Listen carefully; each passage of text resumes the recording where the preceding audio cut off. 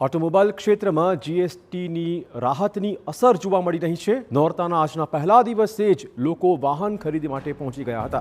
જીએસટીમાં રાહત બાદ વાહનના ભાવમાં પણ ખાસો ઘટાડો થયો છે। અલગ અલગ કંપનીઓએ કારની કિંમત ઘટાડી જીએસટીમાં રાહત ગ્રાહકો સુધી પહોંચાડવાનું શરૂ કર્યું છે। જીએસટી સાથે ફેસ્ટિવ ઓફરથી ગ્રાહકોને વાહન ખરીદીમાં મોટો લાભ થવાની અપેક્ષાઓ છે।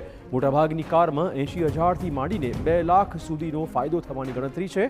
દિવાળી સુધી વાહનોની સૌથી વધુ ખરીદી થાય તેવું પણ અનુમાન છે।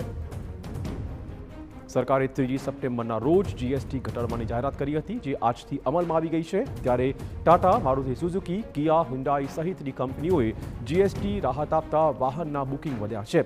જીએસટી સાથે ફેસ્ટિવ ઓફરથી ગ્રાહકોને વાહન ખરીદીમાં મોટો લાભ થવાનો છે। દિવાળી સુધી વધુમાં વધુ વાહનો વેચાણ થાય તેવો દાવો કરવામાં આવી રહ્યો છે।